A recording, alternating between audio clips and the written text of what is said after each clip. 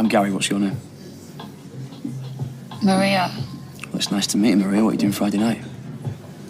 Bit forward. Let me take you for a drink. We're having one now. Well, there you go then. We're speeding through the gears. You just say the word. I'm such a fool. I mean, I would invite you back to mine, but they don't allow guests. Hotel Metcalfe. It's killing me. The talk of the street. The talk of the street. The talk of the street. The talk of the street. The talk of the street. The talk of the street. The talk of the street. The talk of the street.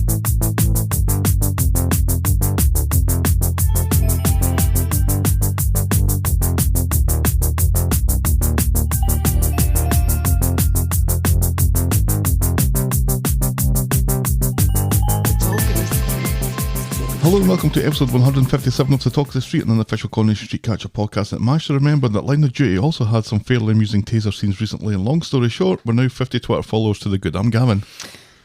And I'm still in Twitter jail. And I still don't know why. I think it looks more and more likely that it's a life sentence. They would have already said, It's been more than a week, right? yeah. Then again, that week included a holiday weekend. So Oh, that sound you can hear is Helen clutching at straws. I still don't know why, and I wouldn't mind It's all it. the racism. Yeah, that's it. I offended somebody with my opinion on Paddington 2, I guess. Well, I don't know. Peruvians are people too, Helen. Yep. I mean, I check regularly because it affects my numbers. Mm-hmm. Because I noticed that well, it affects one of your numbers. there's a number. It affects two numbers because it affects the number of followers and the number of people that I follow as the talk of the street. As a perk, I am not doom scrolling nearly as much. You doom scroll? Doesn't everybody? No, my Twitter feed is mostly joy. Who you following? People who live in the real world, apparently. You know, that's your first mistake. Mostly comedians. The irony is devastating, isn't it? But, you know, I can, if I wanted to, I could scroll through Twitter on the Poetry in the Bar or even the Talk of the Street, and I Yeah, you could. just don't. Because it's a different vibe. Apparently so. Less, you know, let's do a deep dive through what this particular thing in history means to the racism and everything of today, and proves that we just never learn as a species. Yeah, the Corey timeline is mostly about whether Jenny was right to kick out Johnny. Which is right. Johnny left. He didn't. Oh, she kicked him out at the end. He was already leaving. He had a packed bag. Anyway, now How can you say get out and don't come back isn't throwing somebody out? it's like somebody coming. It's like somebody saying, This is way too early to get into It Corey really content, by is. the way. We're at It's minute like- 3. it's like, you know, when somebody comes and says, "Look, I don't think we should date anymore. I'm breaking up with you," and the other person says, "No, I'm breaking up with you first." That's what it is. Well, so you're And- Team Johnny then. Interesting. No, I'm not Team Johnny. I'm absolutely not Team Johnny. I'm just saying he already had his foot out the door. How are you? I'm still in Twitter jail, and it makes me sad. It doesn't actually. It makes me less sad than I thought it was going to be, because Really? Because I gave you the opportunity to talk about something else, and here we are talking about Twitter again. you know, my allergies are acting up today. Nobody wants to hear about that. They want me to make amusing things. Never stopped you in the past. Finished Mayor of Easton, and it was good I still all the need way to start through. that. You need to start it. You'll like it. It's good. Yeah, I'm hearing good things from not only you about it. Right, because if it was just me, you'd never watch it. Right. Because that's happened before in the past. Right, because I'll think you're just trying to get me to watch a Marvel thing again. No, because you still haven't watched that other thing on HBO that I really liked that I thought you would like. Because there was a horror aspect to it. See, what's hilarious is we have a friend. We do? Yes, we have many friends, but we have do? We have a friend in particular that we have this long-running joke with about the movie World War Z. Never going to watch it. No, we're never going to watch it because he really wanted us to watch it. And I was vaguely interested in watching it. at this point, it's just, yeah, I've watched the How It Should Have Ended for World War Z, and I've, watched other spoofs and things out of it, but I'll never watch it because then Ricky Lee wins. Because some of it was filmed in Glasgow. Right. And some people Which makes sense. Some people I know went to see it. They turned the centre of Glasgow into New York or a New York block. Zombie apocalypse? Glasgow. Sure. Sure. Just make sure it's Why not? 2:30 in the morning on a Saturday night. That doesn't make sense. Anyway, I had friends who went to get a glimpse of Brad Pitt and succeeded. So I have a kind of investment in seeing it, but Right. he made such a big deal about it. It's like, fuck that, I'm not watching. I'm watching World This War is Z. kind of the people we are. World War Z. World War Z. So, yeah. I'm not like a huge Brad Pitt person anyway. I think is the issue for me. If I'm going to see a movie and Brad Pitt's in it, I'm not going to it because Brad Pitt's in it. I'm going to it for something else. I mean, I tend to think that, oh good, Brad Pitt's in it. I wouldn't go and see it just because Brad Pitt's in it. There are several Brad Pitt movies that I haven't seen, but if I'm sitting down to watch something and discover that he's in it, or would have watched it anyway, I'm never disappointed to see that Brad Pitt's in it. yeah. Best Brad Pitt cameo? True Romance. Deadpool 2. He was great in True Romance. He was 30 years old in True Romance. He looked like 16. Yeah. 30 years old. Yeah. I liked watching him land on power lines and getting electrocuted to death. That was fun. So Twitter jail, eh? Because remember, he played the Vanisher in Deadpool 2, and it was hilarious. I vaguely remember it. Yeah.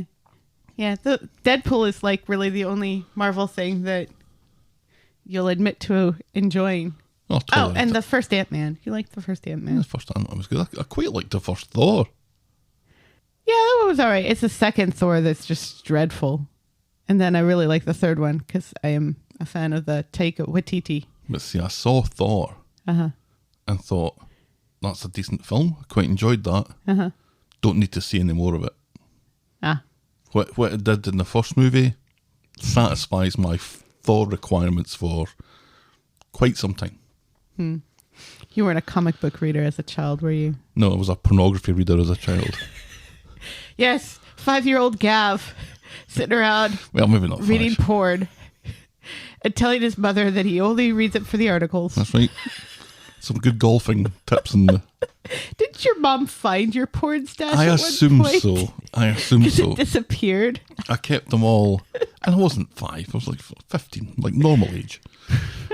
I had them Normal age. within the cover of a Your Sinclair magazine, so a computer magazine. I took the cover off the computer magazine and put it round the Mayfair because that was a clever thing to do, and hid them in a Adidas satchel under a chair in my room.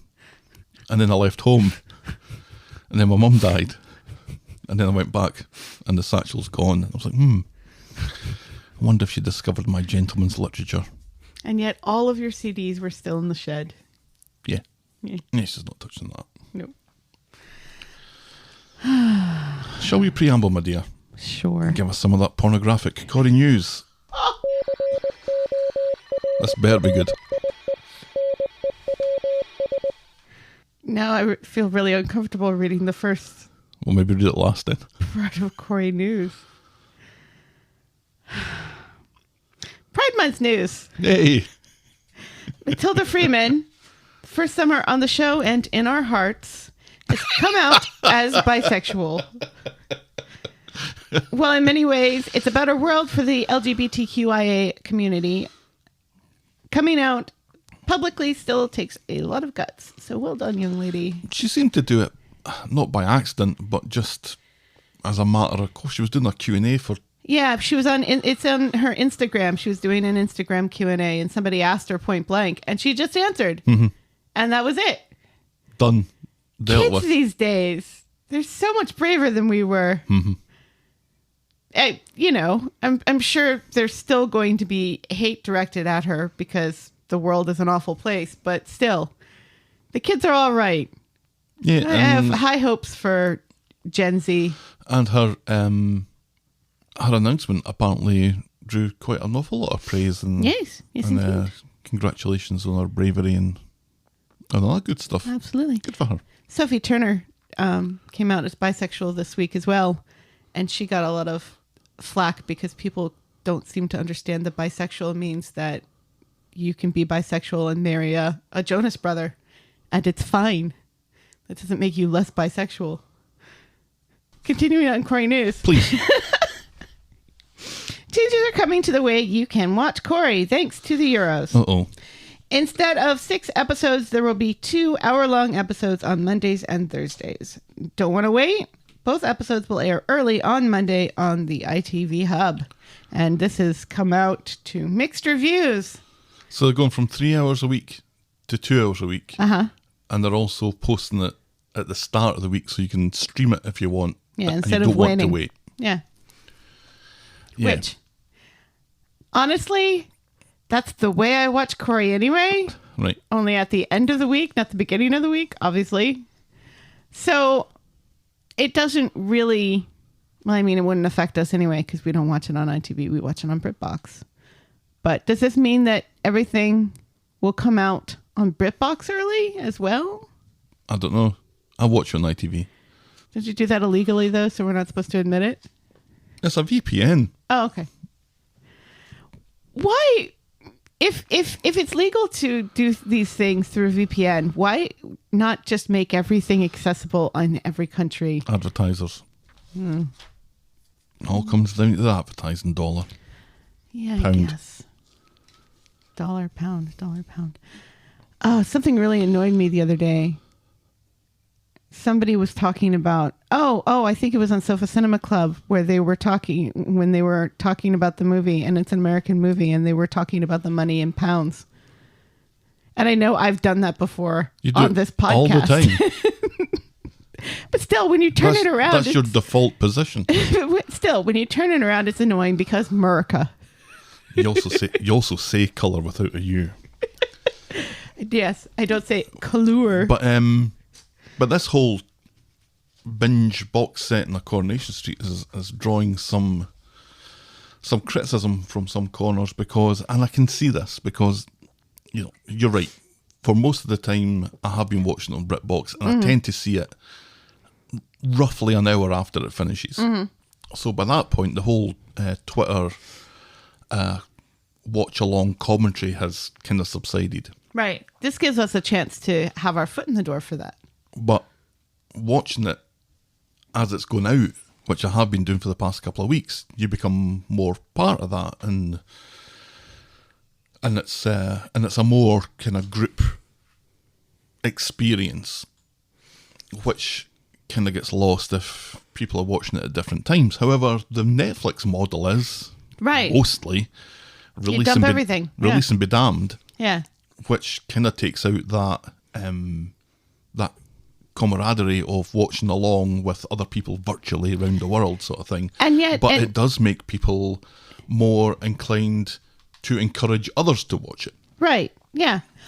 Yeah. And, people, it feels like there's an etiquette now to things like that where people don't spoil quite so much. Yeah, some assholes do, but generally, some do, yeah. But generally, and even for things that don't do it, because HBO Max and Disney Plus still release, and Hulu to an extent will with their original programming will do an episode a week.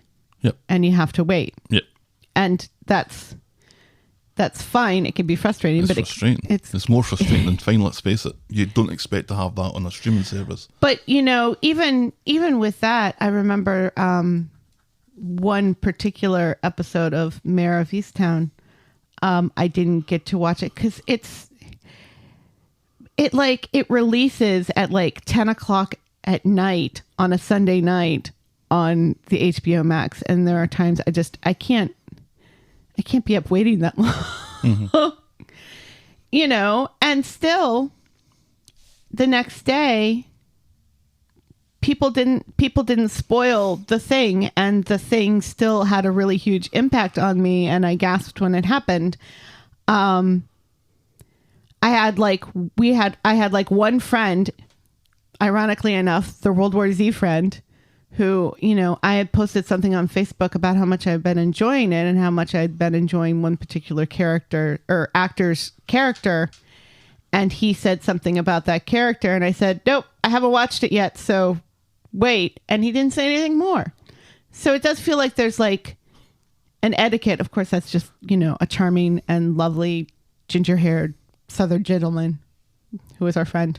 Hi, Ricky. It depends on when the embargo is. Is the embargo when it's released on a Monday, presumably on a Monday, or is the embargo after the episode would have aired? Right. Or is it after the episode eventually does air at some point when the football's done? Does that mean it okay does that make it okay to talk about at that point? Right. When do you start talking about it? Right. And so there's kind of grey areas there that I presume are going to get muddied. Right.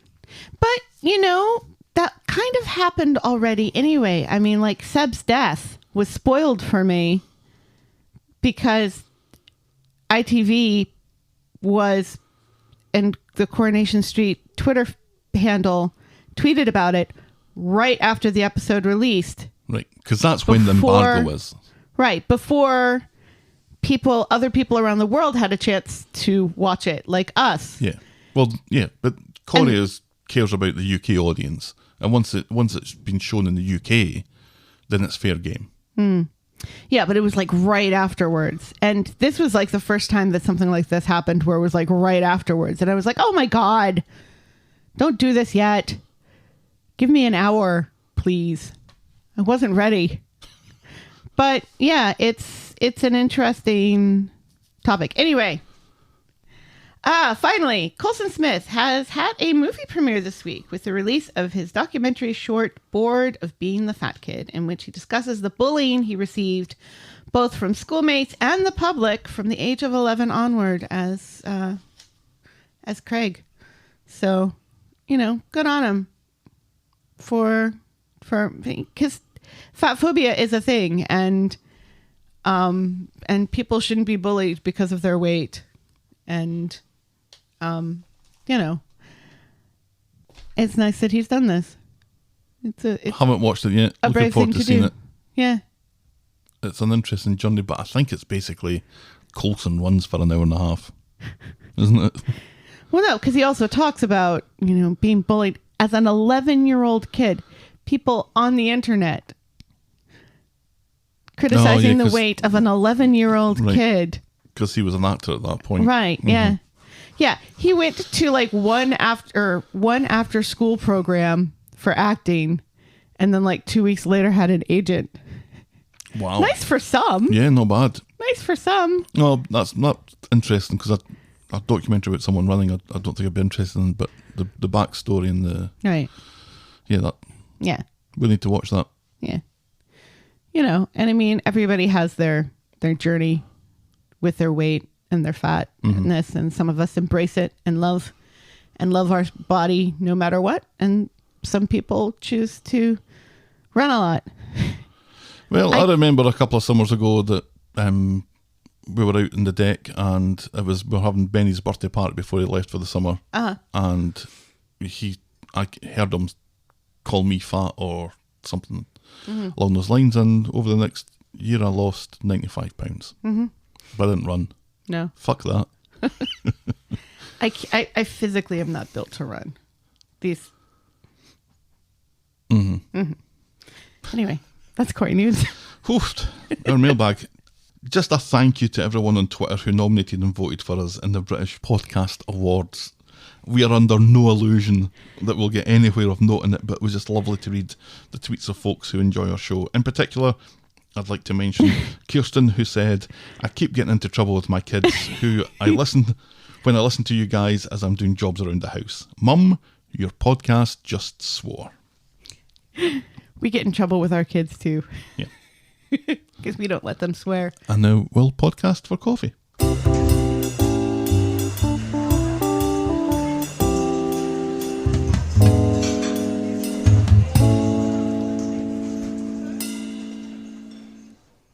Thank you to somebody from Winnipeg for our coffee this week, Woo! which I'm enjoying in the Talk of the Street mug. Yeah, as am I. We're really boring this week. We're using our merch. See, it's attitudes to our mugs and our merch like that means no one enters the competition to win a mug. And the person who wins the mug says, nah, it's all right, just donate to charity. Which is fine. Can't fucking give these things away. Oh, they are delightful. None of this distracts from the generosity from somebody in Winnipeg who wrote to say, I just found your pod. And I'm so glad. I've been watching the show on and off for around 40 years since I was a kid. Hoofed. Fascinated by the accents. I also miss the lighter moments. Thank you from Winnipeg. Manitoba. Oh, Winnipeg. Manitoba, right? Yeah, we need to get up there sometime. You've never been to Manitoba. Yeah, let's hope the borders open eventually. I thought it's so interesting though, a show that I grew up with and never gave any consideration to it being watched by anyone in another country, never mind somewhere as exotic as Canada. Right? It's quite mind because they were watching it when I was watching it. Uh-huh. Fascinating. Yes. So thanks again to somebody from Winnipeg for the coffees this week. If you want to donate coffee stills for next week, you can do so by going to ko-fi.com/thetalkofthestreet. That's ko-fi.com. And we will be very appreciative, like we are to somebody from Winnipeg. Thanks very much. So yeah, the results of the competition. Not the most subscribed contest in the world, but was won by the aforementioned Kirsten, mother of the children who know that swearing isn't big or clever, but it is quite funny. So she won and opted to donate the value of the prize to charity. 30 quid has been posted to Breast Cancer Now. Thanks for entering, everyone who did so, and congratulations again to Kirsten. Yes, both of you. And there was 5, and now this. Oh.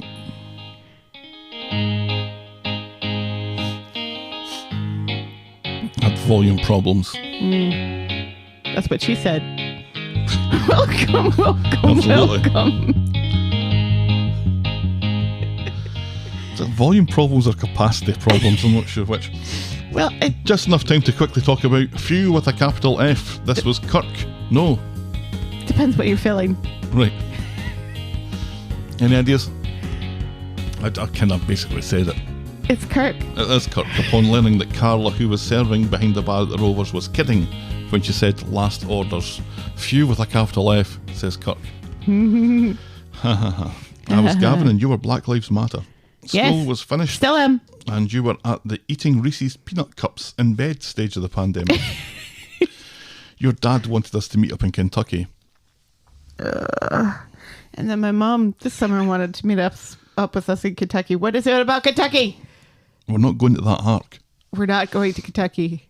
It was glorious to see the Rovers patrons turn their backs on Tim's dad, although Tim's reluctance to put the hidden camera together with escorts remains a frustration. Asha's confidence is further boosted by Nina's words of wisdom, which is bad news for ITV Corey and his band of reprehensible mates. Leanne won't be accepting anyone's offer of help when it comes to looking after Oliver. Michael isn't going to Marbella. Remember? James was going to buy him a holiday, take him on holiday for the closed season because of the racism and stuff. Uh-huh. And he never went. Yeah, and the racism was just never... Gary's creepy interest in Kelly the Chin remains a concern. Shona forgets oven mitts. Our moment of the week was Asha slagging off ITV Corey in front of his mates. And our boring moment of the week was Kirk and his days of the week socks. Oh, Kirk. And that was Coronation Street and the Talk of the Street this time last year. Beth is coming back soon. I would hope so. Yeah. Shall we dive in, my dear? Yes, please. Our first storyline today is our last storyline today. So our second storyline is Rumbling Sharon. Just the 4 storylines, I think, this week, and everything happens on the same day. Pretty much. No, not pretty much. Exactly. Can I just say, I said in Corey News last week that, because these were going to be airing later in the evening, that we were promised darker, meteor storylines, things that couldn't be shown at 7 p.m. Yeah. There's one thing, I think. I'm a little disappointed because I didn't see a single thing that couldn't have been aired at 7 p.m. that we haven't seen at 7 p.m. There was one thing that I think was maybe pushing it, and we'll get to that.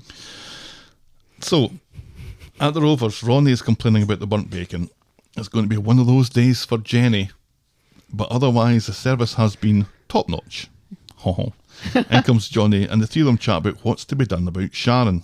Johnny advises caution. If Jenny is wrong about her, Rita will never forgive her. And if she's right, Sharon is connected and dangerous. Because Johnny is now an expert on Right, because he's criminal been to underworld. prison. He's Right. played pool with drug dealers. So Jenny isn't scared, but agrees to back off. Good, says Johnny. Now go burn me some bacon, woman. And so Jenny destroys Johnny's face with a fire extinguisher. he literally says that.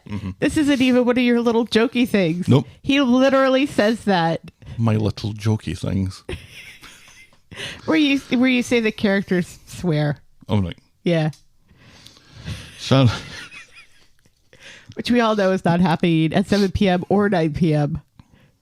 Which is weird. it's interesting that it's all boiled down to that one little thing. It's such a chaste show for a soap opera. Sharon goes into the cabin to tell Brian that Rita won't be in today. Brian is run ragged, so Sharon offers to help until she gets a call from Harvey. She tells him about Jenny being onto her and how she needs to skedaddle. He's having none of it. She needs to find out what legal advice Leanne's getting for why. Yeah, he's surprised Leanne has a lawyer when her, for all intents and purposes, brother-in-law is a lawyer. It's like Leanne has access to chips. What? And knickers. She wears underwear. How did that happen?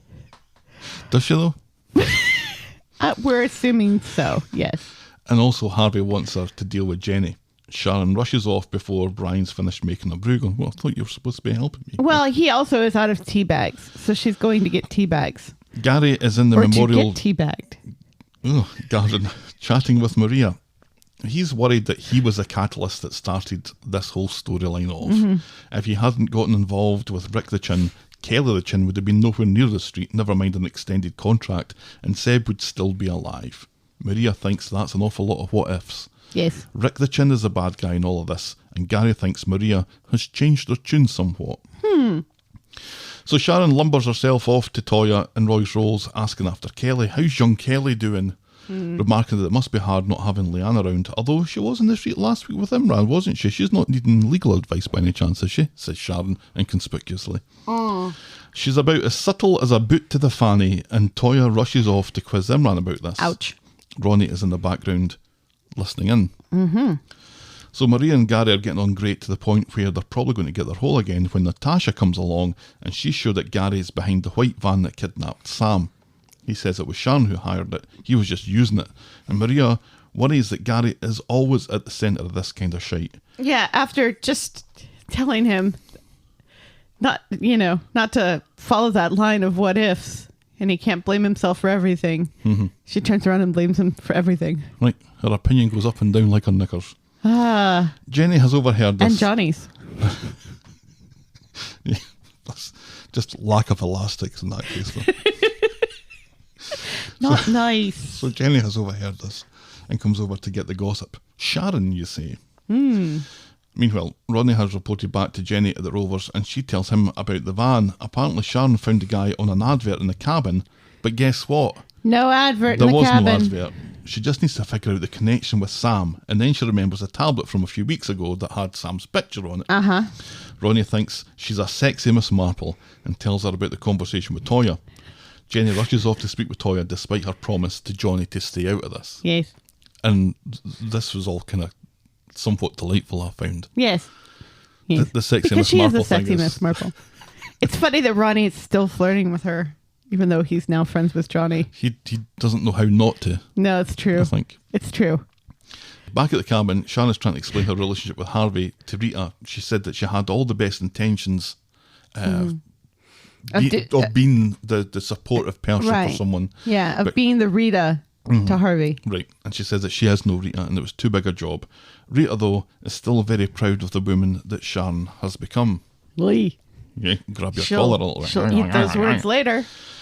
Jenny interrupts Imran and Toya's argument on the street because Toya's still concerned about the whole, why didn't you tell me that Leanne was back? And Jenny explains her theory about Sharon kidnapping Sam, but she needs a motive. Could it be connected to Leanne in some way? And Imran reluctantly explains that Sharon wasn't involved. It was a big-time drug dealer. He's not called Harvey by any chance, is he? So the cat is... So let's all remember, the cat is already out of the bag. Mm-hmm. People already know that there's absolutely a connection to Sharon with the kidnapping and with Harvey. So that's done. Let's all remember that. Sharon has done such a terrible job of being the unnoticed eavesdropper in conversations and stuff, and she's been caught going to Harvey in prison when Harvey's got a perfectly good phone. Why do you have to go and see him? So yeah, everyone's in on it. Pretty much. Maybe too good of a perfectly good phone. So, how does he charge it? He must have a charger somewhere plugged in. And a PowerPoint in his cell? Does he have a PowerPoint in his cell? Maybe he has like one of those solar ones. Does he get sun in there? Does he have a window? Round the corner, Jenny calls Rita, begs her to come home if she's with Sharon, and then suddenly Sharon is behind her, and Jenny accuses her of kidnapping Sam and doing Harvey's dirty work for him. Sharon wants to explain. You're running off. Let me explain, damn it. But Jenny says that she's off to tell the police, so she runs off. So Sharon reaches into her handbag, pulls out a taser, tases Jenny, and then gives her some extra. Yeah. Have it. She Right. shouts. To allow her butt to twitch on the And that's pavement. the bit that I thought was maybe the bit where you see someone getting electrocuted was maybe a little. It's all I've got. It's all I've got. Because the actual tasering thing you didn't see. You just... Jenny pulled her face and fell over. Right. Which was hilarious. Yeah. And then you see Sharon standing behind her with the taser in her hand. Right. God knows where she got that from. God knows how she keeps that charged. And God knows how there are absolutely nobody on the street to watch her do it. It's a ghost town. Yeah. Whereas, 5 minutes before, so many people were walking all around that both Ronnie and Jenny were able to eavesdrop on other people's conversations. And Natasha was able to walk by Gary and accuse him of wrongdoing. They must have all been inside watching EastEnders. That's the only thing I can think of. So Sharon retracts the taser. Yeah, she also somehow has time to retract the taser to roll it all back up. I thought it was a strange detail to show. She has time to do all of this, and still there's nobody on the street. Until Tim. She cackles over the body when Tim comes along and believes Sharon when she says that she found Jenny like this and he goes off for help while she phones an ambulance. So, the tasering. Mm-hmm. That's meant to be funny, right? The way that it was done, surely that's meant to be funny. Right, yeah. See, this is why I kind of wrinkle my nose when you say I think the tasing may be the thing that they couldn't do. If it was like really violent, but this is like actual tasing. It was a secondary shot that I thought might be the reason why. But even that's funny. He gets that little butt twitch. Yeah. And the whole Avid, because that's become like a hashtag now. Yes, hashtag have it, yeah. Yeah.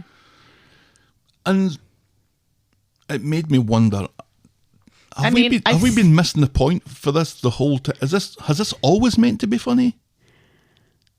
I don't think so, because Sam was kidnapped and Leanne and Simon's lives are being threatened.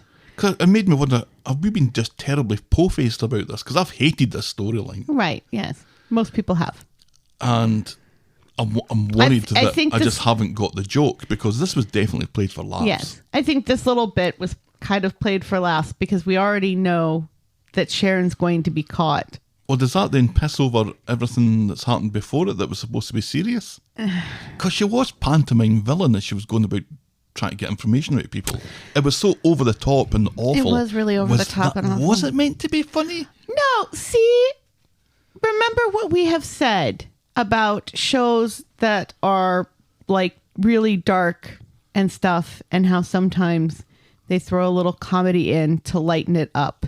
I think that's just what they're trying to do. They're trying to Breaking Bad this storyline With a taser. Yeah. I mean, it's no, Bryan Cranston in the desert in his tidy whities, but it'll do. Got a little man drowning in my throat. It's Bryan Cranston in his tidy whities. So as the ambulance pulls away, Tim explains to Johnny and Ronnie that Jenny is in there with Sharon. Panicked, Johnny rushes off and Ronnie wants to go too, but obviously can't. Right, yeah. Good job Sharon found her, eh? Says Tim, finger on the pulse as ever. Yes, as Ronnie pulls a face. So at the hospital, Jenny comes round and sees Sharon, who warns her that unless Jenny backs off, she'll spill the guts to Johnny about her and Ronnie. Yes. Yeah, and instead of saying, I've already told somebody and the police are already after you, Jenny just lays there. Right. It's a done deal, Sharon. She's already told people. She doesn't have a lock on her phone, so Sharon's been through all her texts and made copies. Apparently there's only one person on the street who has a lock on their phone. And that's only on a temporary basis, as we'll learn later. Yeah, and has facial ID. Not a word, she warns, as Johnny arrives. So Jenny plays along with Sharon's story, and Sharon promises to keep tabs on Jenny and Rita from now on. Wink, wink. She leaves, which allows Johnny to say things about how much he relies on Jenny and couldn't live without her. Meanwhile, back home, let's put a pin in that, shall we? Gary is explaining to Tim that he's had a job offer from a mate in Bristol, which would make him much closer to that other kid he has. What's his name? Bobby. Zach. Bobby McGee. Zach. This is too much for Tim, who's had too much excitement, and it's not even lunchtime. What with Jenny being flat out on the cobbles with Sharon earlier? Gary looks up, makes his excuses and leaves. Mm-hmm. Meanwhile, at the cabin, Rita finally gets Jenny's desperate message warning her to stay clear of Sharon and to call her immediately. So that sets her brain a fluttering. And Ronnie approaches Imran outside the memorial garden to find out what was said between Toya and Jenny, because Jenny is suddenly in hospital after being found on the ground by Sharon. Gary is walking by and is totally in. Imran reveals that he's just back from reporting Sharon to the police based on her connection to Harvey and some seriously dangerous blokes. So you're right, so the cat's already out of the bag. Right, there is no insurance policy anymore. No, there really isn't. The police now know about this. Right, yeah. And it didn't even take Jenny to tell them. Right. So the threat is kind of empty. Sharon doesn't know the threat is empty, but the threat is empty, and Jenny's just going to make it emptier. Right. And I think that may be one of the reasons why Jenny confesses. I mean, there's lots of reasons why Jenny confesses. Are you surprised that a nurse doesn't say to Jenny, it looks very much like you've been tasered? Right, yeah. She will have marks on her back. You'd have thought so, right? But it doesn't look like they've And taken... little fish hook things. These are fish hooks. Right, yeah. For all intents and purposes. Right, yeah. There will have been marks on her back, but it doesn't look like her body has been examined at all. She's still wearing her clothes. She just took her guardie off. That's it. That's it. So Gary goes to tell Maria again that he had nothing to do with the Sam getting kidnapped thing, and also he's moving to Bristol. She's indifferent to the news, but thinks it'll be good that he'll get to see Bobby McGee again. Good luck, she says. You've hurt too many people around here. Sharon has quickly packed and is waiting for one of the goons to pick her up when she runs into Rita. Running off without saying goodbye, says Rita. It's hard to keep track of you. Tell me about it, says Sharon. No, says Rita. You fucking tell me about it or I'm calling the cops. And she ushers Sharon inside. And later, Johnny isn't sure why Jenny is so keen to get out and check on Rita, so she admits that Sharon tasered her. You can't go around tasering people, says Johnny on the toilet. He's not necessarily wrong. I mean, you can go on YouTube and see people getting tasered. Well, was that a Wisconsin congressman that got tasered live on camera deliberately to find out what it was like, I guess. And yeah. Didn't like it. No. It didn't just pull a face and fall over either. No. And then, of course, there's the quit tasering me, bro guy. Quit tasering me. Quit tasering me, bro.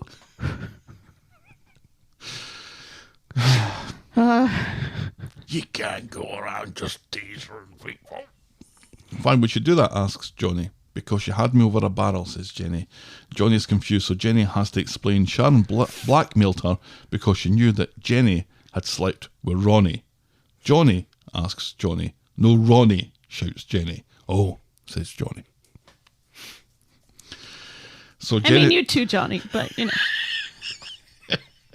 A little bit of column A, a little bit of column B. a little bit more of column A than column B. Well, just because there's more of column A than there is of column B. No, that's not what I meant. So Jenny wants to explain everything that's been happening, but all Johnny wants to know is, What do you mean? when did this happen? And when Jenny tells him, he realises that he walked in on the two of them and gave them a surprise. Much as Jenny would like to sit around chatting about this, she reminds everyone that Rita's life is in danger. Right. To the Batmobile, shouts Right. Johnny. Meanwhile, at the cabin, Rita wants to know what the shit in hell is going on here. Her phone goes and it's Jenny, and Sharon wants that phone. Are you taking it off, mate? Asks Rita. Aye, says Sharon, and she moves in ominously on Right. Rita, but we don't And see just takes it. And Rita does not put up a fight. that. Right. Because the suggestion was, I will fight you for this. Mm-hmm. You will take this out of my cold dead hand. Mm-hmm. And she just took it. Yeah. Following an unseen skirmish, Rita has worked out that all of this was a lie to get to Leanne. What have you done, lady? Says Rita. Sharon decides to go through all her supposed mistakes of the past and paints a picture of a domineering Rita. The shop was hers to sell, and all Rita cared about was getting even rather than being happy for Sharon. And it all worked out that she was lumbered with her own wayward soul in Wayne. She wishes things were different. Yeah, that makes this all okay, Sharon. Right. In Roy's roles, Maria quizzes Imran about divorce. It's not been a year yet, and Imran recommends that this is more Adam's thing now that Imran is a hotshot defence attorney. He asks what Gary's done, and she explains about his role in getting Sam kidnapped. Imran quickly disabuses her of this. That weren't Gary, that was Sharon what done that. Mm-hmm.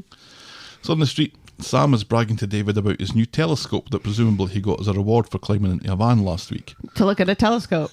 It's the dog's bollocks, says Sam. Plus the case is padded on the inside, hard as fuck on the outside. Just like me, says David. Sam goes through the same rigmarole with Gary, who then spots the white van from the other week outside the cabin and goes off to investigate. It's a metaphor.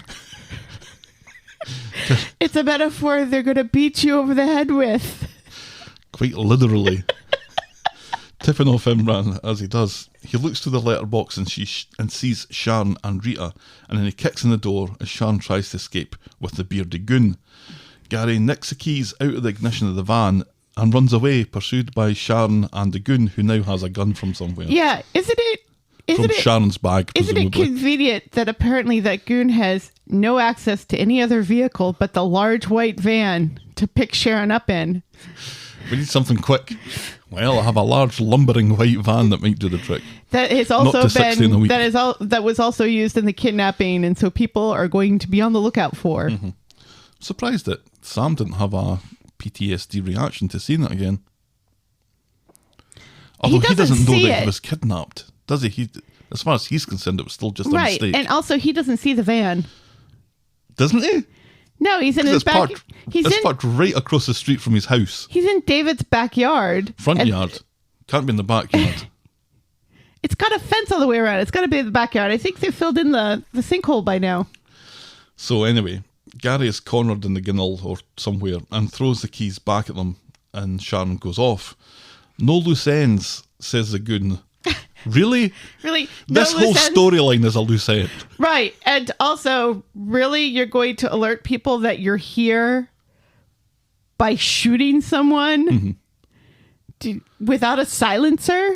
Sharon has been going from house to house for the past month, creating loose ends by tipping people off with small parts of the whole story.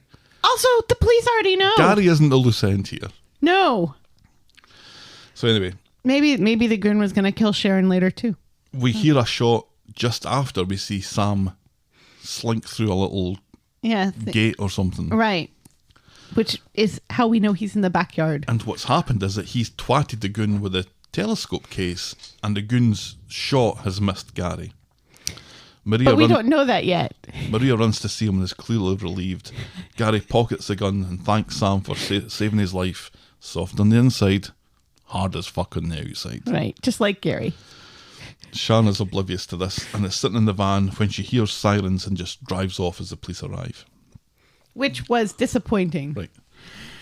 It is kind of funny, though, that we have two scenes of somebody pulling a face and falling over. Yeah. I think that's deliberate. Although Sharon's face Jenny's face when she fell over was better than the bearded goons. I'm just really sad that the third person who falls over this week, we don't get to see it. Through the back of the Rovers, Rita is nursing a mammoth G&T for her nerves, and we're reminded that Jenny, who has burnt bacon, solved a mystery, been tasered, been hospitalised, and admitted infidelity so far today, is also responsible for Seb's wake. Wake here, I think, is interchangeable. I'd call it the wee cup of tea afterwards, or the reception. Right. Yeah, because this is after the funeral. And a wake here definitely means something that happens before the funeral. Yeah, the night before, because that's what wake means. You stay awake with the body. You sit up with the body. Yeah, I've heard it being used to describe both pre and post. See, post, it just doesn't make sense. Because It's you're a not wee cup sitting of up tea. Yeah, it's a wee cup of tea. It's the reception. Hold your loved ones close, says Rita, whose lines are 95% exposition these days. Later in the pub, Johnny has packed. Jenny calls it there was just a stupid mistake and they can get through it. But Johnny forgets his fling with Liz and his stupid criminal past and decides that it's over, and he leaves. She slept with him once. She was not actively in It wasn't an affair. another relationship with somebody else, Johnny, and she admitted it to you instead of it having to come out some other way, Johnny. Yeah, she admitted it because she was getting blackmailed. Well, still, she Not the admitted same. it. She Just didn't come out and have say to. And this is so infuriating to me. It's so, patriarchal. Just the whole men can have affairs that get away with it, but if their wives sleep with one person one time by accident. By accident. What, his cock just accidentally slipped into her? Yes. It happens. Oops. How did that get there? It's the end of the world and the man is leaving. I thought we were above this at this point. What gave you that idea? Other Rovers, Daisy, who's in it this week, is cheering Jenny up by telling her how much of a fucking loser Johnny is and how Ronnie is so much more her style. In comes Ronnie, and Jenny's quick to ask him to find somewhere else to live something. because she was forced to spill the beans on their liaison.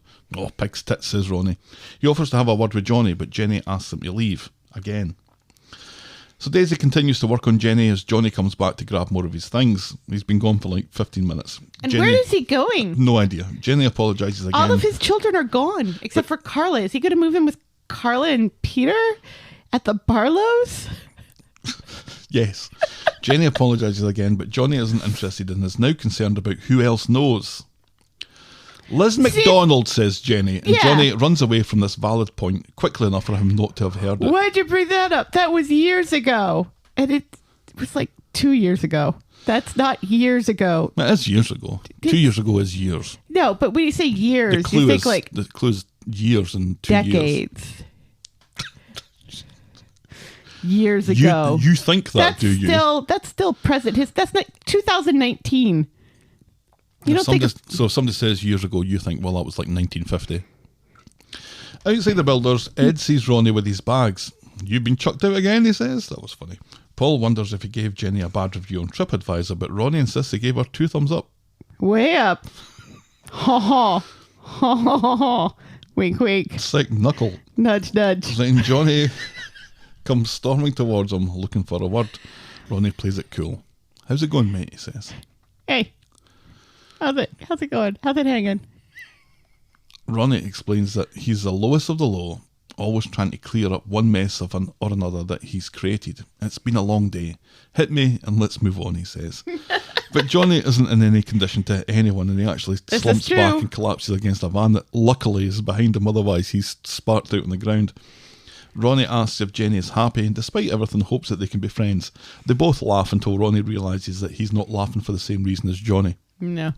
So Johnny comes back to Rovers again and sees and sends Daisy out to serve Kev, who's apparently still waiting for a drink. He keeps leaving and then coming back. Mm-hmm. It kind of takes the drama out of it, doesn't it? Just a little. He explains a And civil another exchange thing. that he had with Jenny and reckons if Scott hadn't shown up, they'd be ticking along just fine. And Jenny doesn't look like she appreciates the term ticking along. No. Johnny decides that a good idea is calling Jenny far from perfect. It seems that she's shite at reading Best Before dates on bread. Yeah, well, you had a secret criminal past, says Jenny, and he claims that he'd forgotten. And also a long-term affair with Liz. That he'd forgotten all about that until Scott came back, and he's paid for it. And he tries to make out that being in prison was hell on earth, when it looked an awful lot like just playing pool with Gary. And petting pretend cats. And all the while, she was getting her whole of the lodger. Just like you and Liz McDonald, she says. And Johnny really hates having this cast up. Every time Liz McDonald's name's mentioned, he's forced to stand up. Right, and yeah. throw his hands in the air. He acts like this is an unfair thing for her to say. It's so ridiculous. He thought that she'd forgiven him. Yeah, well, maybe too easily, she says. Where's the trust, he asks. And he and he doesn't think he could have forgiven Jenny here anyway. Yeah, she forgave you for a long-term affair with someone who worked for you at the time, and you can't forgive one night of indiscretion. Fuck you, says Jenny. She's glad Ronnie came along. I've wasted 5 years of my life. Now sling your hook, buy your own bloody bread, and don't come back this time. And he storms, Amen, sister. And he storms out. Amen, sister. And that's as far as we get with that story. Right. Busy old day for Jenny. Don't come back with another thing. And by the way, that bread thing that I said, it's not just bread, it's bacon as well, which is why it was burnt. You're a terrible cook. Because women are terrible cooks in this show, remember? Yeah. It's so ridiculous how Johnny is blowing this out of proportion. And it seems like the thing that bothers him isn't the fact that Jenny cheated. It's the fact that he seems to think everybody knows about it.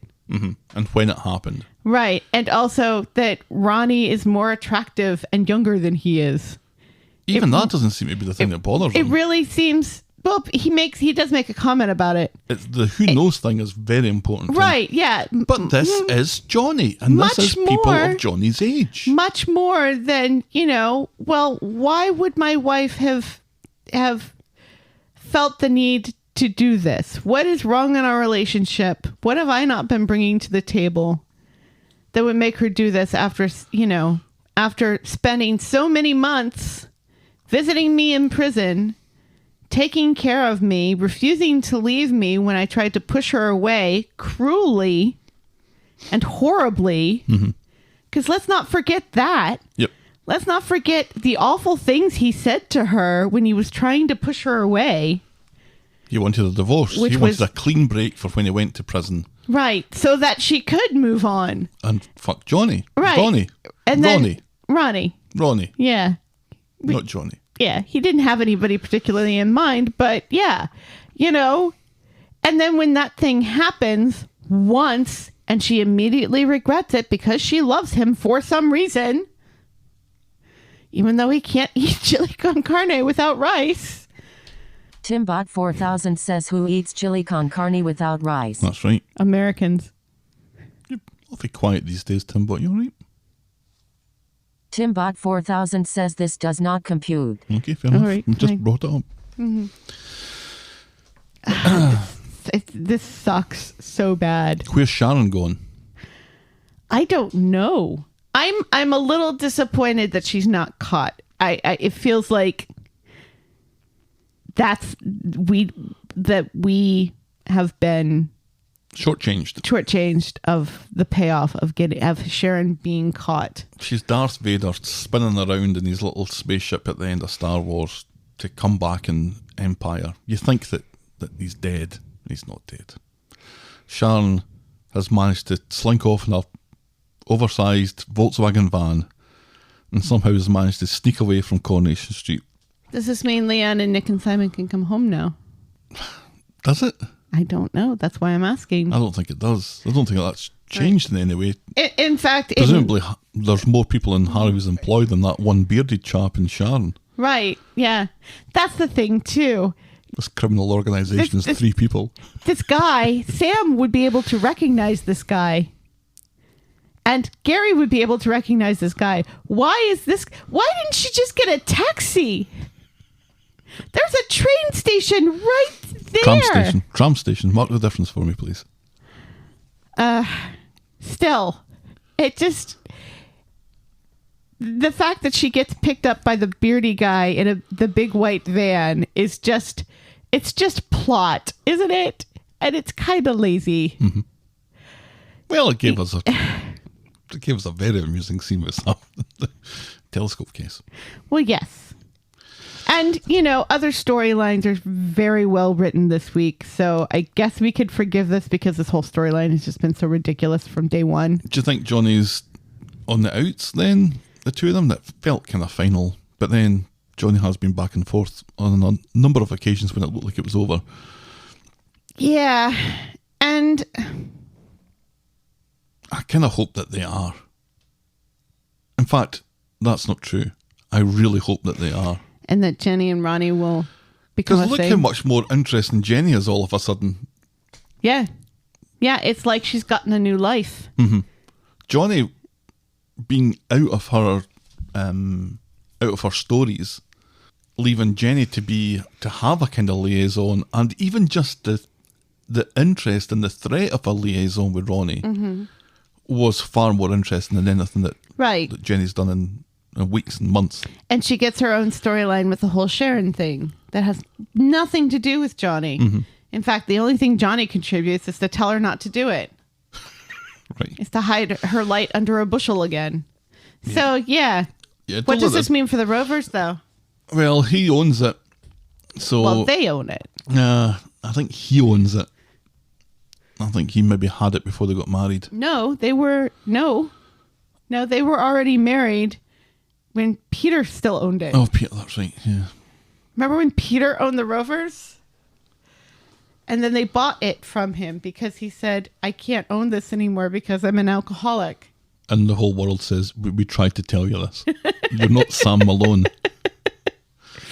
Yeah, I can't see Peter playing for the Red Sox. It would require Jenny to buy Johnny out or Johnny to buy Jenny out, I guess, one way or the other. I'd rather have Jenny involved in it than Johnny. She'll need... we'd need to find someone else to do the Monday night quiz, but... Yeah, and she'll need somebody with some money to spare. Who do we know on the street who has an interest in Jenny, who has money to spare? Sean? Stranger things have happened. Homeless Carol?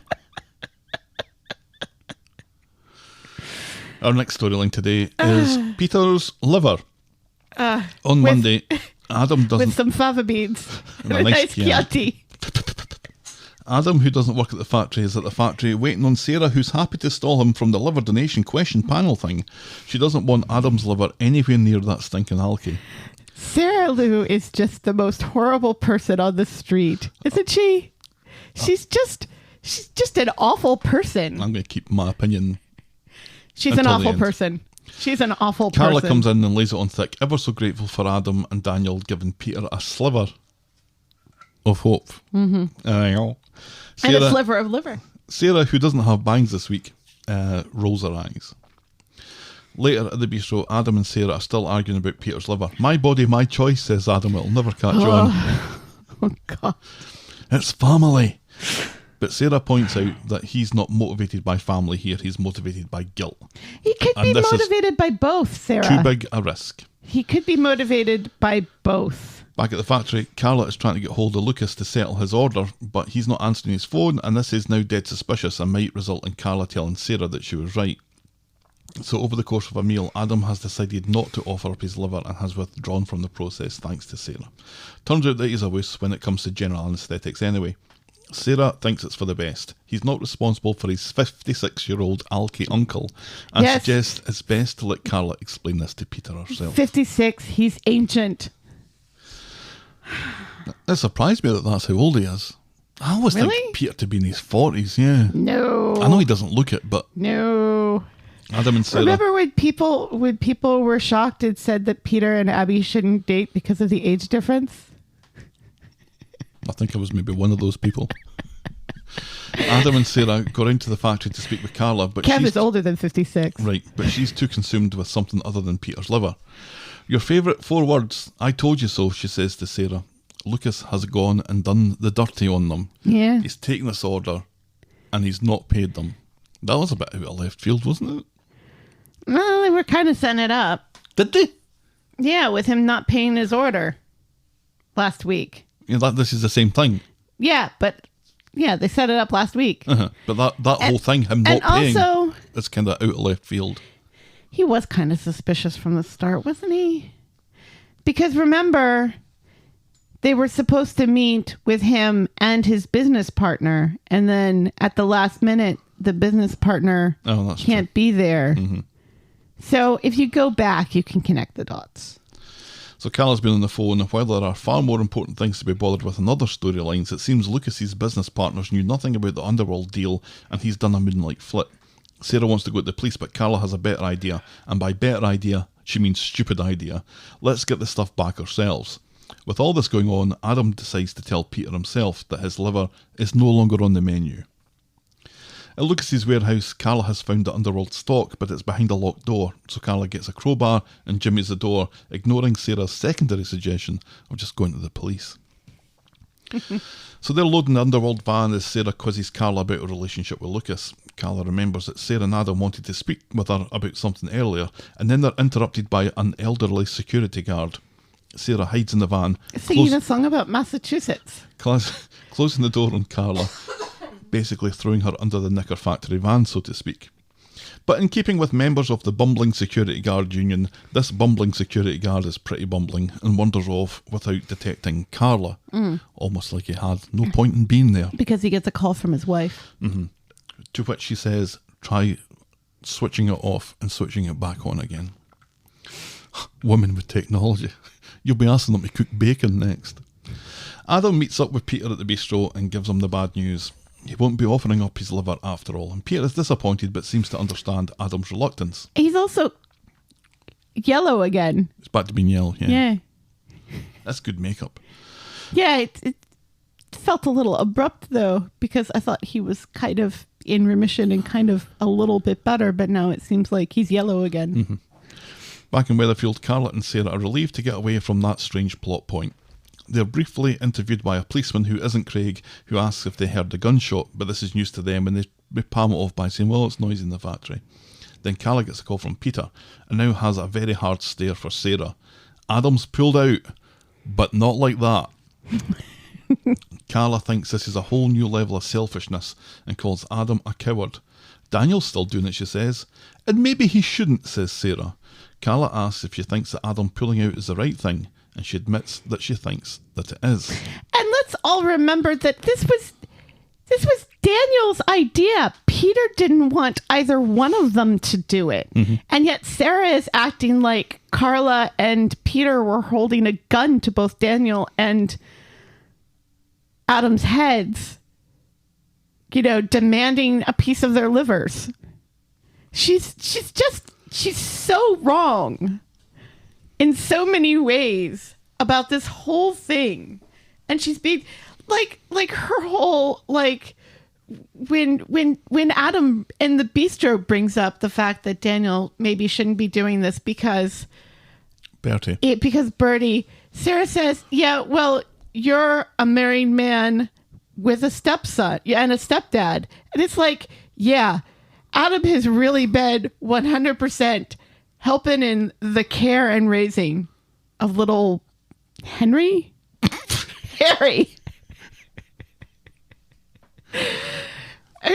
Yeah, and Daniel's father of the year. Right. Seriously. Except he isn't. Right. Sarah is she's accusing Carla of being selfish, but she is really the selfish one here. No, The decision, she is. though, was a team decision. Carla reckons that this is all down to Sarah. Sarah points out that Peter is a booze-addled mess and Adam has the rest of his life ahead of him. The risk-reward doesn't add up, especially as Peter will probably fall off the wagon 2 minutes after the operation's done. Carla says it's a disease.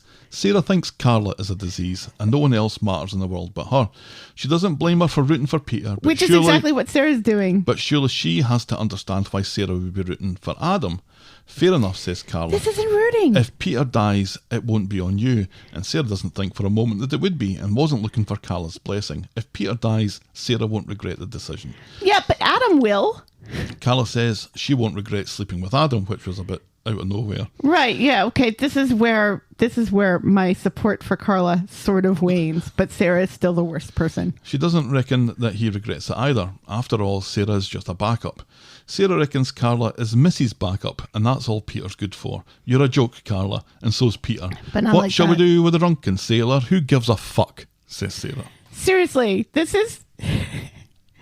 She does not give a fuck about a man's life. And she has lived on the street all her life, and she has no concept of alcoholism. At speed dial, Sarah catches Adam up with a chat with Carla about how Adam is only with her because he's settling, and he's furious about this and he refuses to play Carla's game. It shouldn't have happened, he's embarrassed about it, and he thanks Sarah for bringing him to his senses about the liver thing, and that's as far as we get with that this week. I don't think Sarah's entirely wrong. She's entirely I wrong. don't think she's entirely She's wrong. entirely wrong. Nobody asked Adam to do this. He volunteered He was pressured do into it this. by Daniel. by Daniel, not Peter. Sarah is acting like this is some huge conspiracy of Carla and Peter, to ruin Adam's life. And that's not the case. Peter had to be talked into this. This has nothing. And who talked Peter into it? Carla and Daniel. Daniel. This was all Daniel's idea. Oh, you're right. Didn't It's come Carla from and Daniel. Carla. She helped. She helped. thinks this is a great idea. She's for it. Right. She's for it, but it wasn't her idea. But she's still for it. Right. And this whole, well, he's an alkie, so he'll just ruin this one too. Yeah, probably not. Yes, that's always going to be hanging over Peter's head because it is a lifelong disease. It's incurable. But this kind of attitude does not help an alcoholic stay on the wagon. People saying, well, you're just going to ruin things anyway, so why bother trying to help you? If Sarah is guilty of anything, it's for pointing out that Peter isn't the centre of everyone's universe. Right, and nobody is saying that he is. It's not like he's giving him a kidney or something. He's not losing his liver. He's losing a tiny piece of his liver. Not even... It's one of, as far as transplants go from a living donor, this is probably the least problematic. It's so selfish of Sarah, and it is all of, she's projecting. She's accusing people of doing things that she in fact is doing because she and Adam just got back together because of the whole Adam Carla thing. She just got back together with him, and now she doesn't want to lose her cash cow. Tell me I'm wrong. Tell me I'm wrong. She loves those nights out in the hotels and him buying her lots of presents. She owns a factory. She co-owns a factory with her brother, and she doesn't have any money invested in that factory. It's all Nick. Let's be honest. Nick gave her a job. She's not a co-owner. Sarah, and just the way Sarah has been so cruel about saying that nobody should give a fuck about Peter. I mean, she's not even somebody that Peter has hurt directly. If anything, you'd think she'd be Team Peter against Adam and Carla. You would think. Yeah, I'm kind of It's liking not this like side of Sarah. it's not like Peter is Sarah's father, for Pete's sake. If anybody should be saying these things about Peter, it should be Simon. And yet Simon loves his dad because that's what family does. Even when they're shit people, you do what you can for them because you don't want them to die, even though they're the worst people in the world. So Sarah needs to just back off and let Adam be a member of his own family. Sarah would be quite What the happy, I hell? think, if Peter dies. I don't think she's entirely wrong. Oi! Our next storyline today is the complete rehabilitation of Gary Windass, Supervillain, and his many unnamed children. On Thursday, Maria catches up with Gary after the gun incident and is relieved he's okay. She apologises for all the conclusions that she jumped to earlier, and she suggests that the two of them go grab a bite to eat at the bistro later, after he's met up with his kid, Angus O'Flaherty. Call me, she says. And later in the pub, Maria admits to seeing her man about getting a divorce, and then 5 minutes later she thought that he was dead. What a maelstrom of emotion. She's been waiting for that since they got together, that feeling that he's dead. This is such a cliche and a trope, isn't it? The whole, I hate you so much, I don't want to ever see you again, and then you have a near-death experience, and I realize that I love you. A little bit. Yeah. But it feels at Maria's level. He asks if she wants him to stay, and she needs to think about it, but it's looking like the kids might be okay here. So they've ended up at the bistro, and they chat about getting saved by a 10-year-old, gorillas in Bristol, and offspring that may or may not be called Gregor Fitzcharleston. Gary leaving to get his Wookiee hole.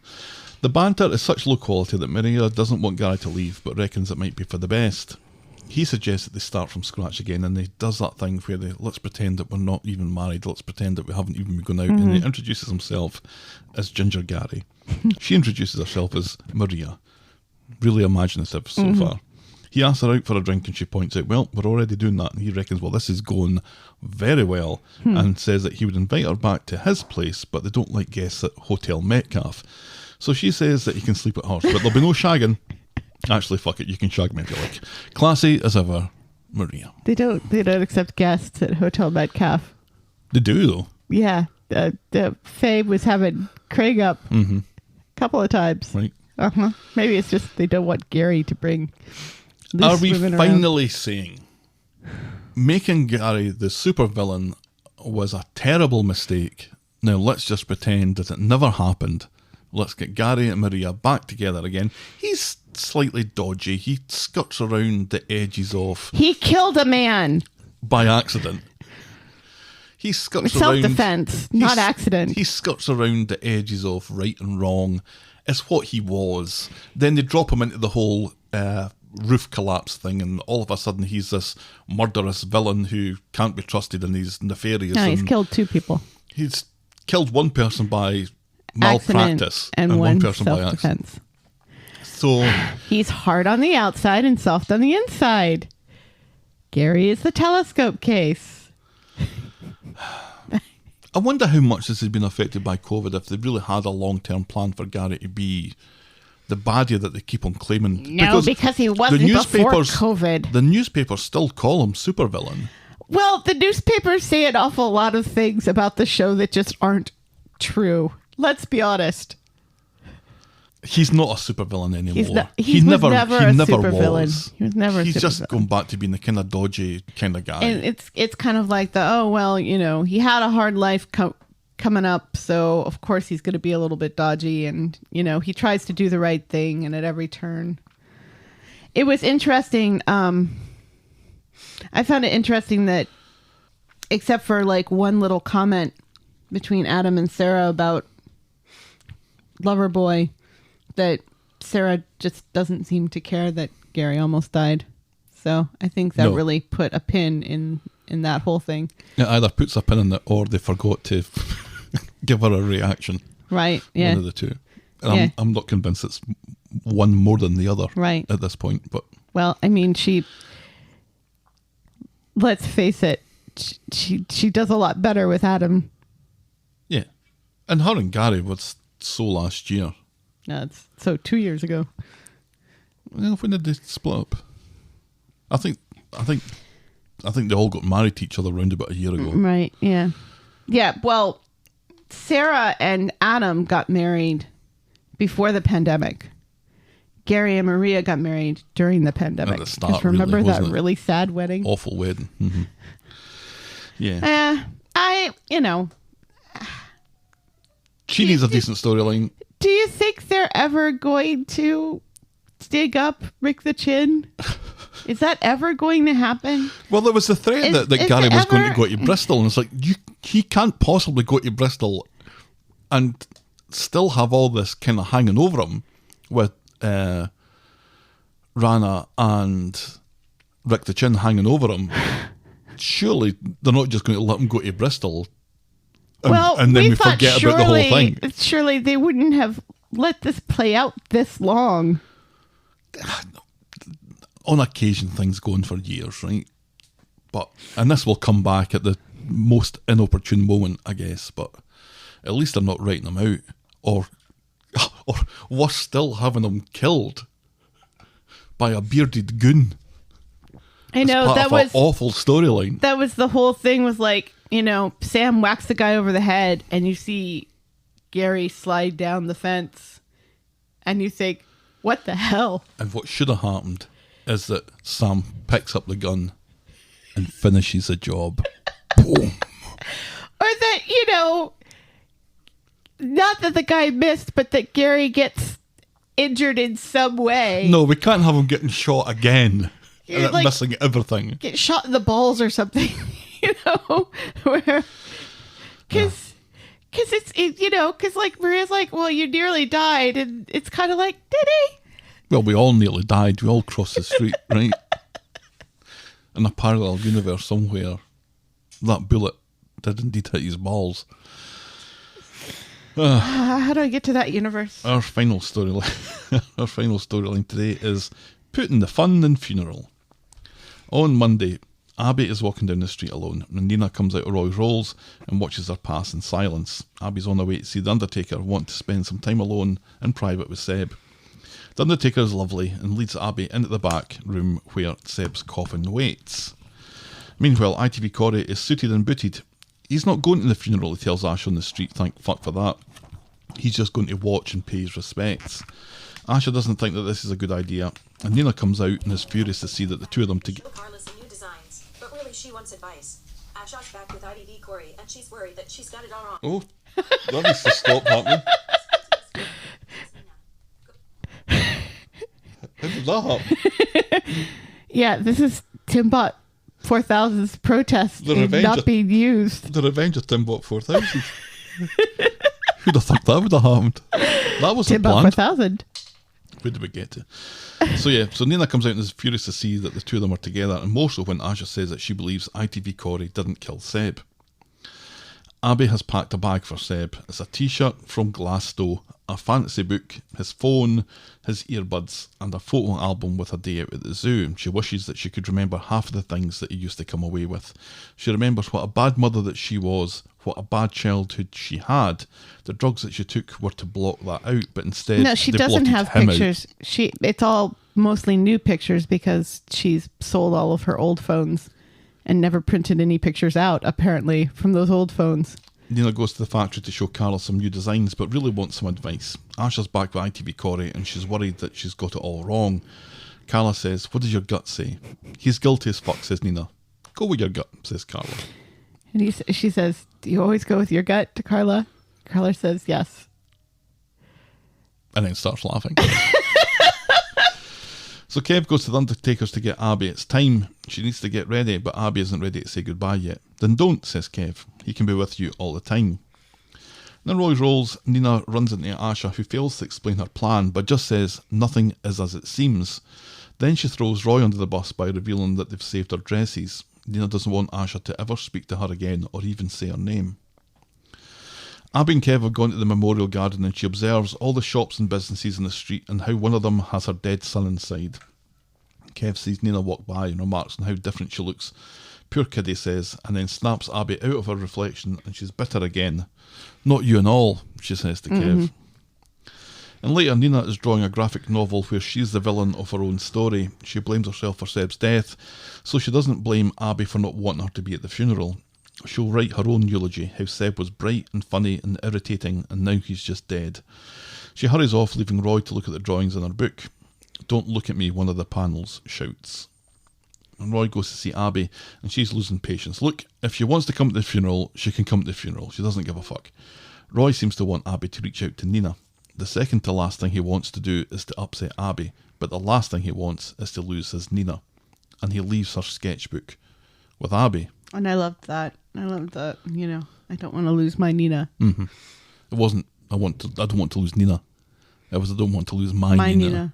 Oofed. So she can still be there, but not be his Nina. Right. Oofed. So Abby and Kev are ready for the funeral. Kev's not had a shave. Jesus, No. Kev. Fucking hell. And she looks through the sketchbook, which seems to have made Abby see sense. Seb would have wanted her and Nina to support each other, which is absolutely true. And now we have the old Abby back, and I'm kind of glad. Yes. So Roy's Rose, Nina is looking for her sketchbook. Roy has a tale to tell about that. He lent it to Abby. And Nina is affronted at how this looks, and when Abby comes in, she frantically insists that she had nothing to do with this. This was Roy. Abby has a black bag because Roy has told her where all Nina's clothes are. Right. And she wants Nina to come. "Front row beside me," she says. "Come as a real you. Don't take away the things that you loved about you."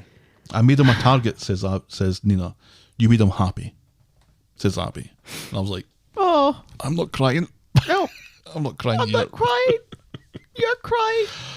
Oh, it's the front row beside me thing just fucking broke me. Right. Oh my God.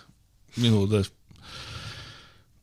there are certain etiquette parts of these traditions like weddings and funerals which have some heft to them, and sitting down at the front in a funeral is one of those things. Mm-hmm. And even being in the same car as the immediate family is a big deal. Yeah. And she's gone from blaming Nina, not really, I think on some level she knew that she was wrong to do that, but she's gone from that to basically elevating Nina up to her rightful place. You know, the importance of that relationship suddenly is real, and that wasn't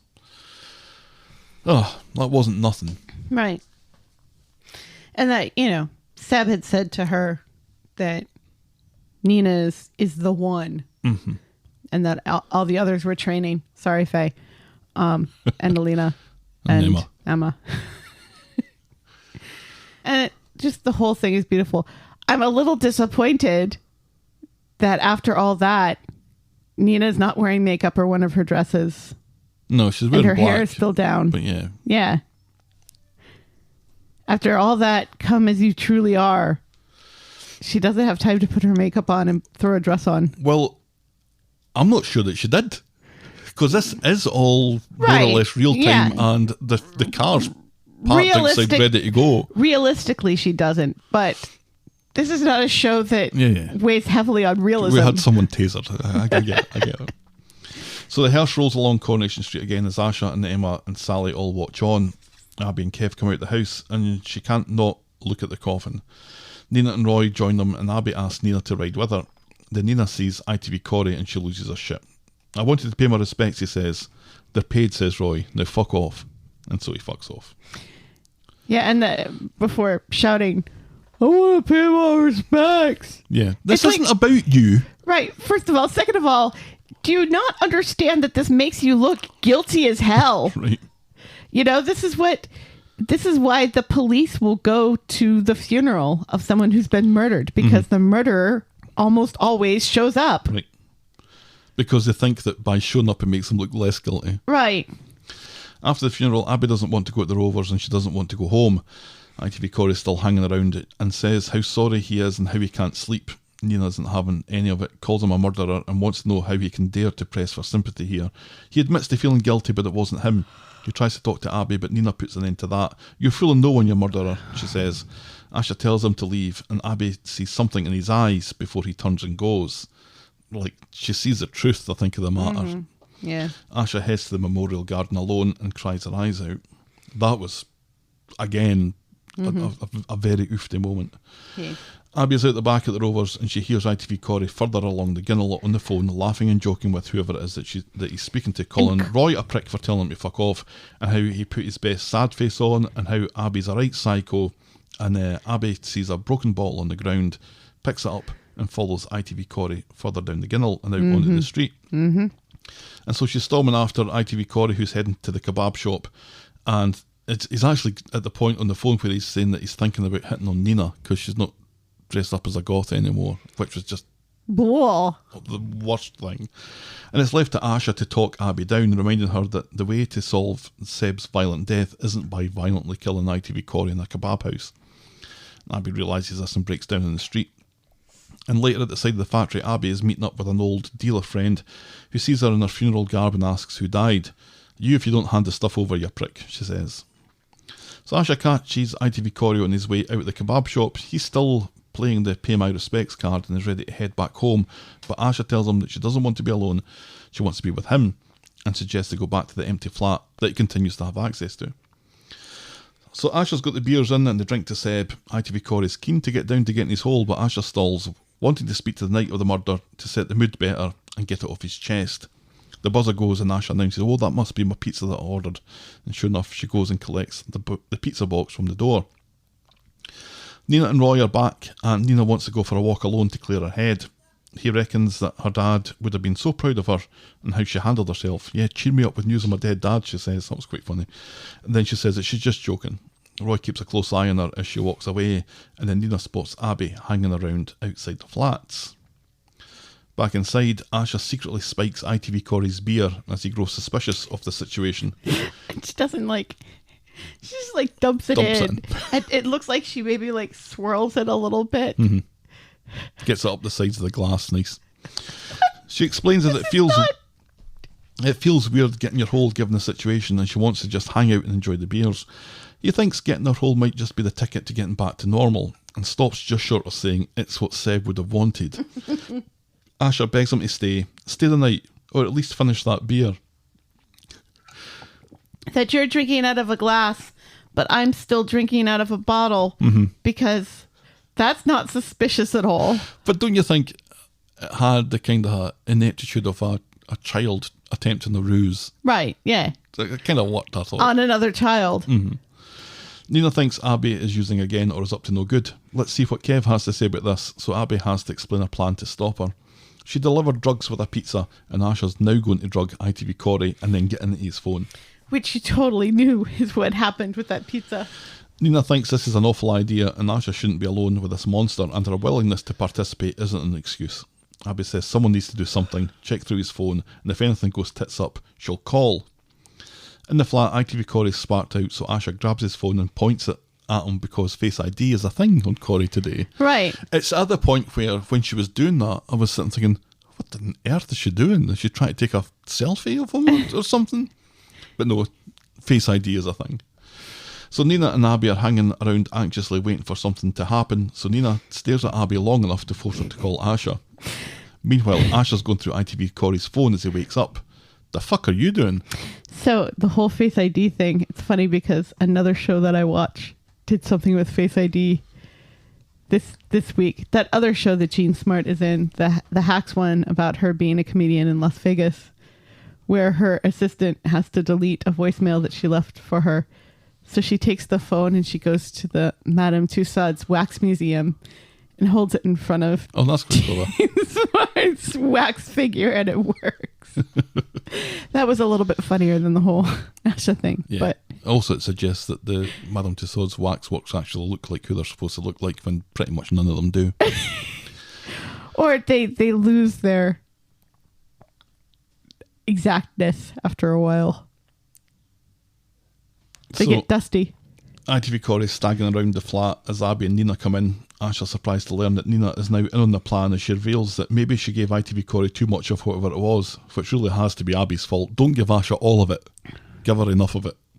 And there wasn't that much. Asha's search of ITV Corey's texts. And obviously it wasn't enough because he's staggered about. So it's drawn a blank. ITV Corey shouts that he did nothing wrong. He runs out the flat and falls down the stairs because he's a fanny. Knocking himself out. And we don't get to see it. I'd have loved to have seen that. Sam's standing at the top of the stairs with his legs sticking out. Of all of the pull a face and fall over Right. that we would have really that's loved the one to we have wanted to seen. see.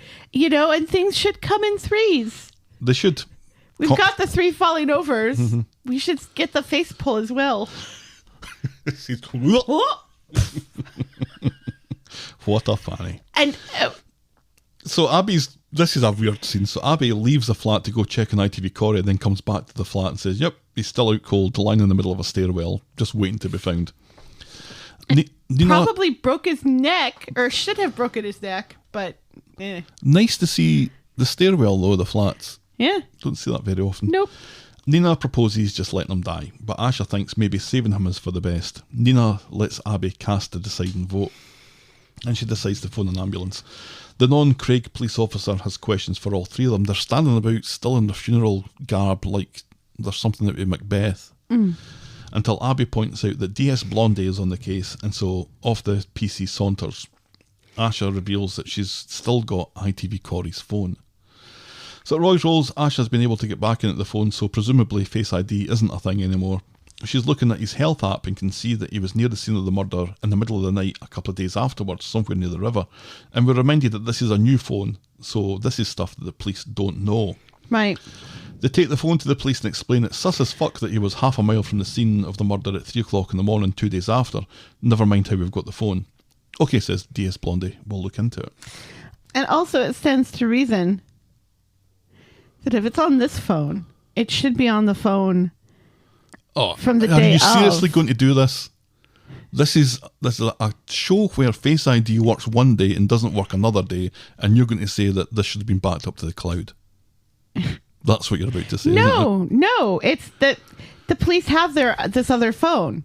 The old one. Right. And Corey has been insisting all along that he wasn't there anymore and stuff. Although now he has admitted that he was there and that he tried to help. They tried to pull Kelly off, but not like that. You know, it would prove that he was a liar already. And that he was there. Oh, that but you're still the this old thing. man is in my throat now. But not like that. I'm not sure what point you're making. It's just bad policing. Go figure. So DS Blondie goes to see ITV Corey in hospital. ITV Stefan is with him. She asks ITV Corey about his visits to Orphanage Lane, and ITV Corey claims to know nothing about it. She goes through some of the CCTV footage that they've now got their hands on thanks to the phone app information, which shows him being there at 3 o'clock in the morning. And he was there the night of the attack with a rucksack and in a tracksuit, and they pick him up later in jeans and a hoodie and no rucksack. And 2 days later, he's there again with a rucksack heading towards the river. She asks if he threw it in the river, and he denies it.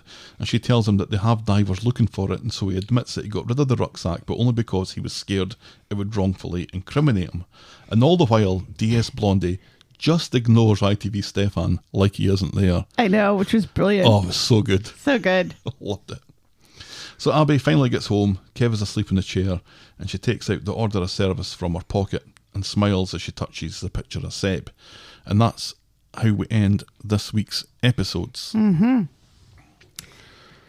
Lots of good stuff in there. Yep. Abby and Nina getting back together. Yeah. And everything.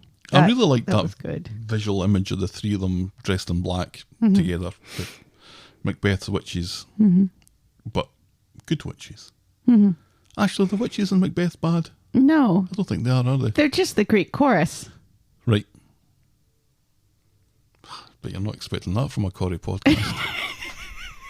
No, this little team that they had, right, where Abby kind of takes charge because she's the adult. Right. Although sometimes she doesn't exactly behave like the adult. No.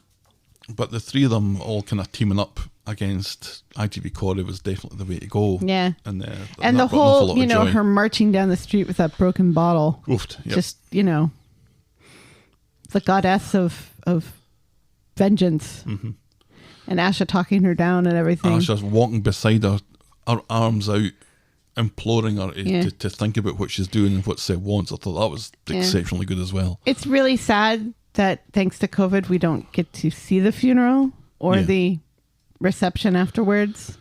But I think that Abby bringing Seb a rucksack with, the next book in the series that he loves. Mm-hmm. And not only does she bring his phone, but also his charger and his headphones. Mm-hmm. It's heartbreaking, and it was just so well done. Yep. And just lovely. Yeah, I think they've kind of, over the past few days leading up to this, they kind of tried to make her this kind of hardened character where she was just filled with anger, absolutely, entitled to be so. Absolutely. But seeing that, because she'd had a run-in with The Undertaker as well, let's not forget. But that whole, he knows what he's doing here. Right. He Absolutely, deals with this, he knows what this he's doing. day in, day out, knows exactly how to handle this situation, gives her the privacy, gives her all the time, and that's exactly what she needs to be able to Say goodbye. and come to terms with an awful lot of it as Yes. well. And she's moved from the anger stage of grief. right, you're not a murdered son, you're a son, and managing to put that bit aside, the circumstances of it and the situation of it, but this is what you're going to need. Yeah. It was really, really well done. Yes. Very beautiful. Are we sure ITV Corey is responsible? He is responsible. He's responsible. But did he? I'm sure he got his kicks in. I'm sure he did as well. But between the two of them, between Kelly the Chin and ITV Corey, I always assumed that ITV Corey was the person who killed Seb. Yeah. I think Kelly is telling the truth when she says that she was trying to stop it at that point because it had gotten out of hand. But again, let's remember, none of this would have happened if ITV Corey hadn't, after Nina and Seb leave, say, come on, let's go get them. Mm-hmm. None of this would have happened without that. All of this has to do with ITV Corey's hatred of Nina because she is a woman who is not cowed by him, and he doesn't like women who aren't cowed by him. I mean, look at the way he treats Abby, calling her a psycho when Abby really didn't say anything to him. It was all Roy. Mm-hmm. So he's absolutely responsible and absolutely needs to get his comeuppance. And I'm glad that he didn't die on that stairwell. I was really, really worried that we were going to get the murderer gets his comeuppance by dying and not by having justice done. Right, and we had the possibility that was going to happen twice this week. Right. With Gary getting shot and ITV Corey falling down the stairs. And the way that they framed both shots, ITV Corey looked dead, crumpled at the bottom of the stairs. His neck he looks like his neck has been broken, but apparently it isn't. No. And then Gary slumped against the fence, looking like all the world like he's been Do you shot. think they've done any blood work to find the drugs in ITV Corey's system? Nah. Just like they haven't checked for the taser marks on Jenny's back. They seem to be satisfied that it was just booze. Right. It's just fine. I am enjoying the detective sergeant who's been allocated this case. Normally they're just the kind of bumbling messes that end up causing more confusion than resolving anything. But she seems pretty good, and that just follows us on Twitter now, which means that we like her. So.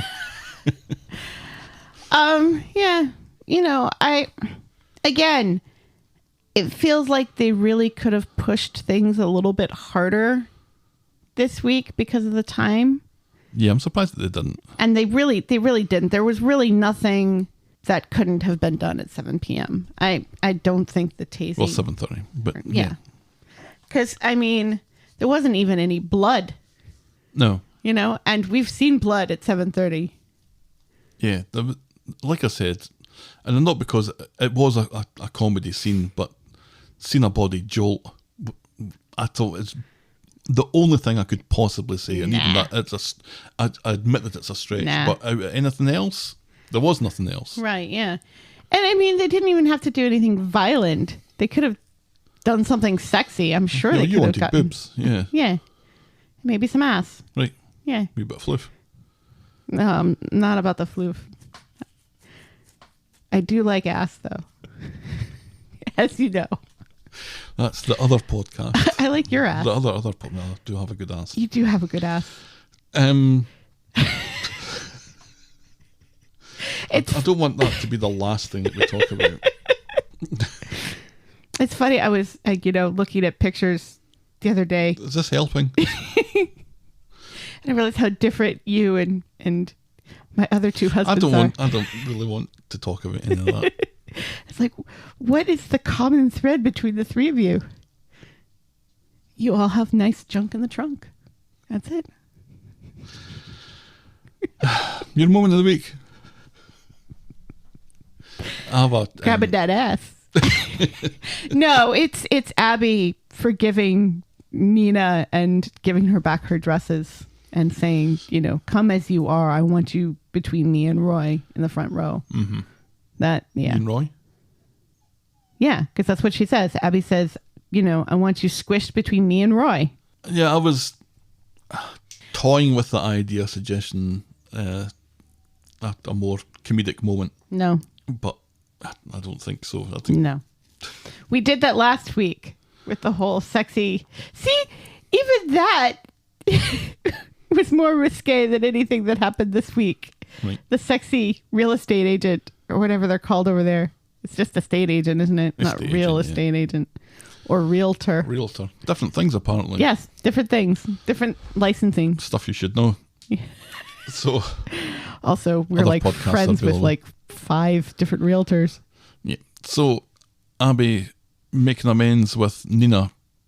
Is and telling her ours? to come as you are, as you were, is our Moment of the week. As you needed to be. and your boring moment of the week. Sam describing the length of his lens to Gary. The specifications of the telescope. Yes. Yeah, that's our. Boring moment of the week. I've heard, because the Nirvana Come As You Are, I've heard Billie Eilish being described as the Kurt Cobain of her generation. And I watched on BBC iPlayer, there's She's got a much better head on her shoulders than Kurt Cobain did. No offense to. her voice is so low down in the mix of her songs, it's like she isn't even there. Is that deliberate? Yeah. You can barely hear her. Yeah. I like Billie Eilish. I like her a lot. I think she's got a very good head on her shoulders. I think she's very savvy in the way that she presents herself and takes no quarter from anyone. I love the relationship she has with her brother, who is, who she writes songs with.